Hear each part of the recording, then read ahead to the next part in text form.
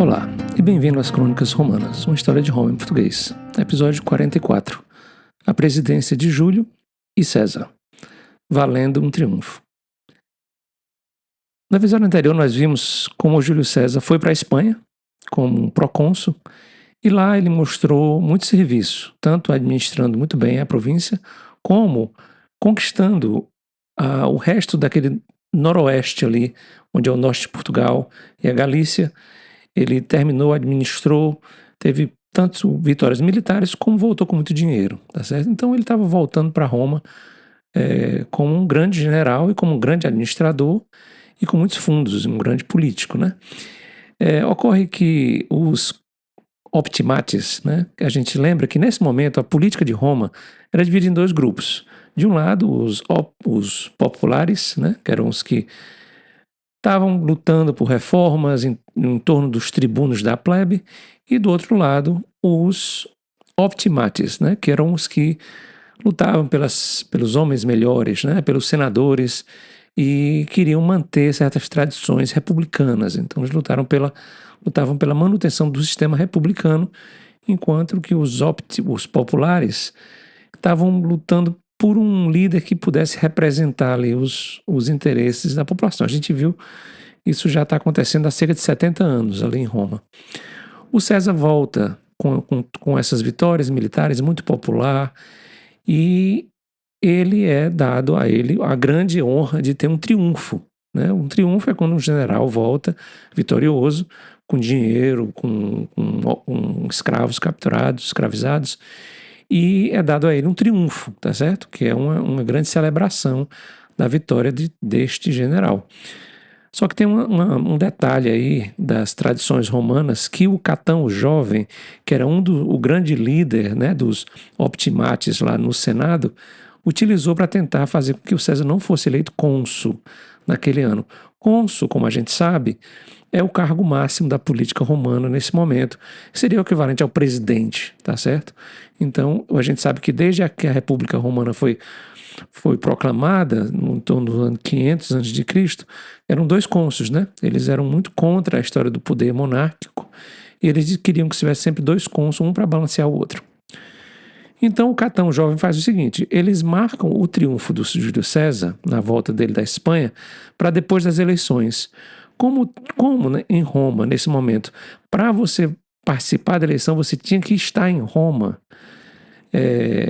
Isso aí colocou o César na seguinte posição: ou ele esperava pela eleição e tinha um triunfo dele depois da eleição, ou ele abdicava daquele triunfo e concorria, né, para o cônsul. Como ele era muito popular, provavelmente ele ia ser eleito. Essa decisão do Júlio César mostra muito a ambição dele, né? Ele pede ao Senado que ele possa concorrer ao consulado em absência, né? O Senado nega esse pedido a ele.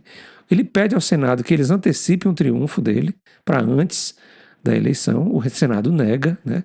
E aí o Júlio César faz uma coisa que surpreende todo mundo. Ele abdica do triunfo, ele abdica do comando dele, ele entra em Roma. Um general em comando não podia entrar em Roma nessa época. Ele entra em Roma para concorrer e se declara candidato ao consulado, né? A posição de cônsul, que é a posição mais importante. Todo mundo fica muito surpreso. Quando a gente pensa por que o Júlio César abdicou desse triunfo, a conclusão mais comum é que ele sabia que no futuro ele ia ter outros triunfos, né? E que ele não poderia passar um ano fora do poder. Então ele continua a sua carreira, que começou como questor, já tinha sido edil, já tinha sido pretor, tinha sido procônsul na Espanha, e agora ele ia concorrer. E ganhou, né, a eleição de 59.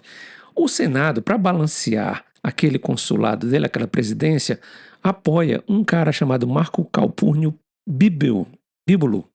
O Bíbulo era um cara muito próximo do Catão jovem, era um conservador, um optimates, e a missão dele era tudo que o Júlio César promovesse, ele ser contra, né? Para que aquele ano não fosse feita nenhuma mudança política significativa.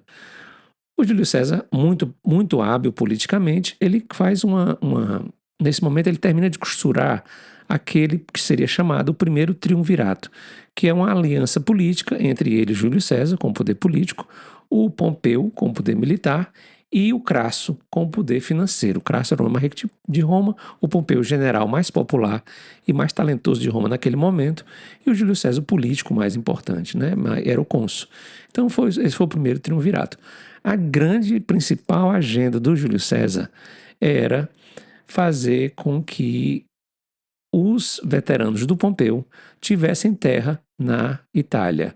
A famosa reforma agrária, que a gente vê desde o episódio 30, a gente vê os irmãos Gracos querendo fazer essa reforma agrária, né?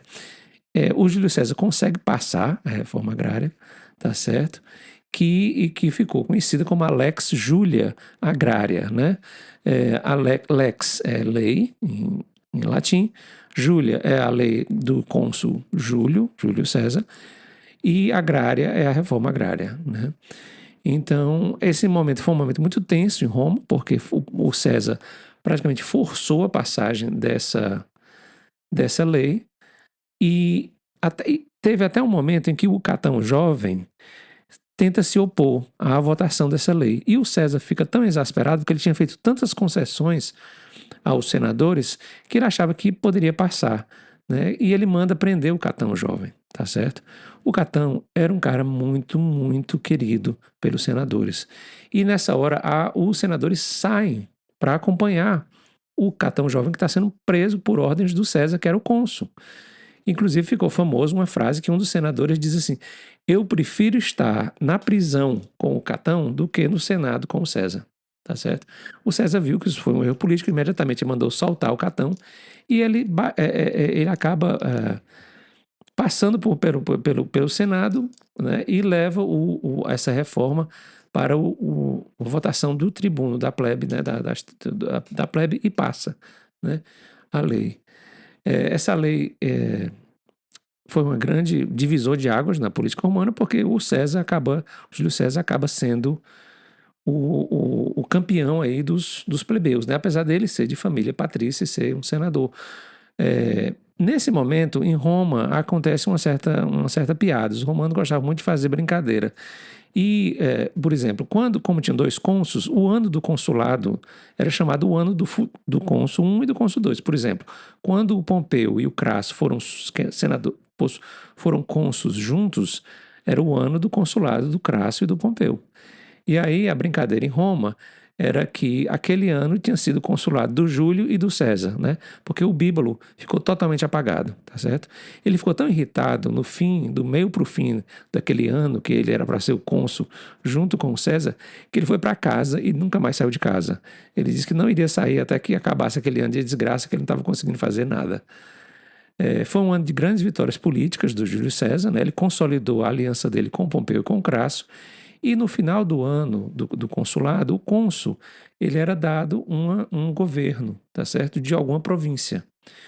E o Júlio César, ele quer ter províncias que tenham tropas. Então a ele é dado o governo da Ilíria, que é ali do outro lado da Itália, do outro lado do Mar Adriático.